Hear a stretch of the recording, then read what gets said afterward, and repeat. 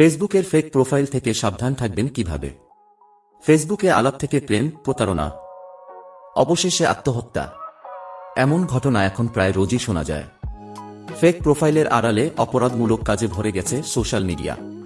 আবার প্রতিশোধ স্পৃহার বসেও অনেকে তৈরি করেন ফেক প্রোফাইল। সতর্ক থাকুন, বোঝার চেষ্টা করুন ফেক প্রোফাইল কিনা। নাম্বার 1, অচেনা কাউকে বন্ধু করার আগে দ্বিতীয়বার ভাবুন। ফ্রেন্ড লিস্টে বন্ধু সংখ্যা বাড়ানোর প্রতিযোগিতায় হুটহাট কাউকে অ্যাড করবেন না। অচেনা রিকোয়েস্ট এলে প্রশ্ন করুন, জানতে চান তিনি কেন আপনাকে রিকোয়েস্ট পাঠালেন। উত্তর শুনে বিশ্বাসযোগ্য মনে হলে তবে অ্যাকসেপ্ট করুন। নাম্বার 2, প্রোফাইল ভালো করে পড়ুন।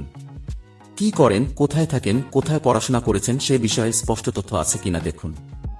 কোনো সংস্থার নাম বা ইউনিভার্সিটির নাম নিয়ে সন্দেহ হলে গুগলে খুঁটিয়ে দেখুন। বয়স খুব অল্প অথচ নিজেকে প্রফেসর বা সিইও বলছেন, এমন মানুষ ফ্রেন্ড রিকোয়েস্ট পাঠালে অবশ্যই ভেবে দেখবেন। প্রোফাইল আকর্ষক করতে এরা অনেক কিছু করে থাকেন। নাম্বার 3, ফ্রেন্ড লিস্ট খুঁটিয়ে দেখুন। এনার বন্ধুরা কি বেশিরভাগ স্থানীয় নাকি বেশিরভাগই বিদেশি? যদি দেখেন বন্ধুরা অধিকাংশই বিদেশি তাহলে অবশ্যই মানুষটা সন্দেহজনক। নাম্বার 4, মিউচুয়াল ফ্রেন্ডে চেনা বন্ধু থাকলেও সতর্ক থাকুন। চেনা বন্ধুকে জিজ্ঞাসা করুন আপনাকে ফ্রেন্ড রিকোয়েস্ট পাঠানো মানুষটিকে চেনেন কিনা। বিশ্বাসযোগ্য উত্তর পেলে তবেই অ্যাড করুন। নাম্বার 5, ফটো খুঁটিয়ে খুঁটিয়ে দেখুন। বন্ধুদের সঙ্গে সময় কাটানোর, পরিবারের সঙ্গে ছবি রয়েছে। কেউ কি এনাকে ট্যাগ করেছে? করে থাকলে তাদের প্রোফাইল কি বলছে? ছবিগুলো কি সন্দেহজনক? প্রোফাইলে কি অত্যন্ত হ্যান্ডসাম কোনো যুবক বা সুন্দরী মহিলার ছবি, নাকি ছবি নেই? এমনটা হলে সতর্ক থাকুন। নাম্বার 6, ঠিক কী ধরনের জিনিস পোস্ট করেন উনি? অধিকাংশই কি কোনো ছবি বা কোটেশন, কোনো মৌলিক পোস্ট রয়েছে কিনা খুঁটিয়ে দেখুন।